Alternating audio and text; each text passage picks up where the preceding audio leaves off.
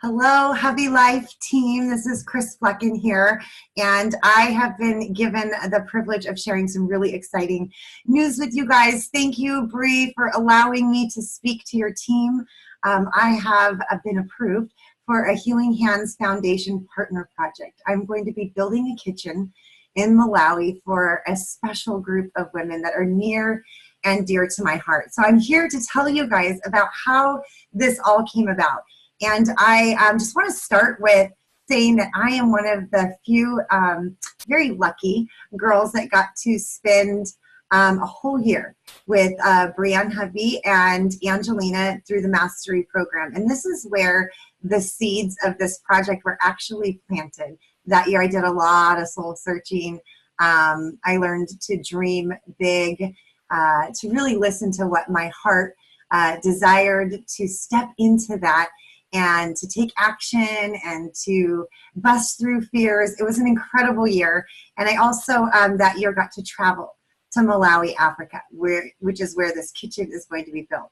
The first trip there, I got to connect with the children and the women. I got especially close to a little girl named Alina, who was glued to my side that entire trip. Dancing, singing, laughing. Those kids, man, they taught me that they have so little, yet they have so much joy, and we just learned so much from that. My daughter Carly got to travel with me. One of the highlights of that trip was that I got to be a part of leading a women's conference. And women from 3 different villages gathered. We taught them to dream big. We made vision boards. We came up with action plans. One thing that was really cool about that conference with those women is that I learned that most of the women in that particular area that we were working with don't go by their first names. They are known as wife of or mother of. And we made them name tags. We gave them their names back, and they were so proud. Some of them even shared the same name. They've known each other for years and didn't even know it. It was crazy. And it was so special. And then I came back another year. So that was in 2017. 2018, I came back and had photos and videos that I had taken from the first year and was super excited to reunite with these women that I had met with before, and then also with Alina. I couldn't wait to see her. So we drive up in our bus, we get off the bus, and there's a sea of children gathered around us, and I am searching for Alina and cannot find her. Day 2, I sent my son and my daughter into the village with photos of her to try to find her. I was working on a separate project and was unable to be there. And then come day 3, I was speaking at a women's conference, and I'm in the middle of sharing a story, and I make eye contact with Alina's sister who raised her. And I could hardly stay focused on what it is that I was sharing. I got through it, and lunch break came. So I approached her with these photos, excited to show her the photos and then ask her to help me find Alina. And she informed me that Alina had passed away shortly after our visit in 2017. As you can imagine, that just completely devastated me and my daughter. It really shook us up. And my daughter asked me that evening if what we were doing there even mattered.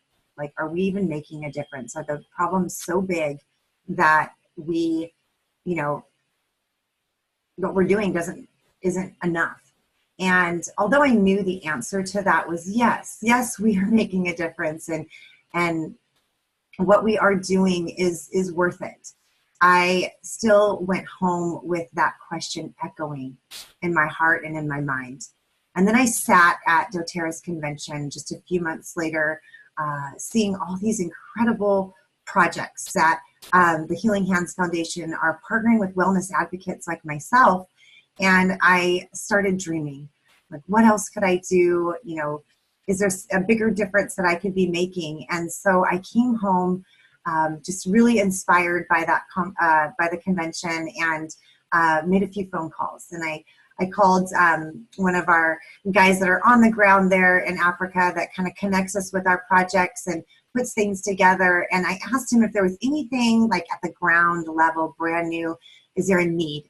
And he told me that the women from the conference have been putting together from their vision boards, and their dreams, an action plan, a business plan, and that they wanted to build a kitchen. They had already gone to the village chiefs to present this idea, and the chiefs had already given them the land. The land had already been acquired, which is huge.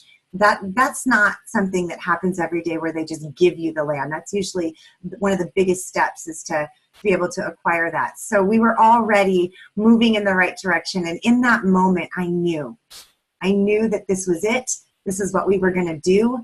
And, it just kind of brought everything full circle, from the conference and the vision boards and the dreaming.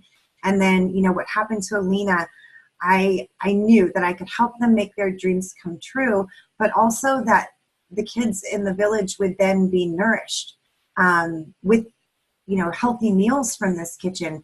Although we don't know the exact cause of Alina's death, what her sister told me is that her body was weak, that she wasn't strong. She got sick, and then she passed away. And I believe that had she been nourished, that her body might have been stronger, and she could have fought. So this is a fighting chance for these kiddos to be loved on and fed while they're at school. And also for the business side of it, for the women to rise up even more, besides feeding their own communities, is they've been approved to sell their goods in the local market for profit, to cover their overhead. And I see this, just the beginning of something huge. I want to, help them get a garden so that they don't have to buy their produce from the market, but that they can, produce it themselves, employ local villagers to work the garden. So this is the beginning of something amazing. And the Healing Hands Foundation has approved our project. The catch is that we have to raise $5,100 by February 1st. doTERRA will match that. So the $10,200 will build the kitchen, and they will be up and running. You guys, this is huge, and you get to be a part of it. So I have posted a link above.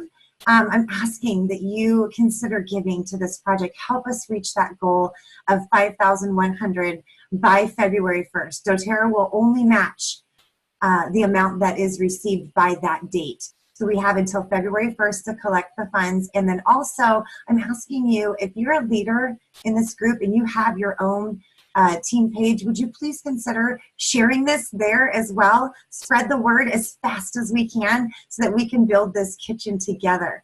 Thank you guys for your time. Thank you, Bree, for allowing me to share here. Let's do this, you guys. Let's build this kitchen.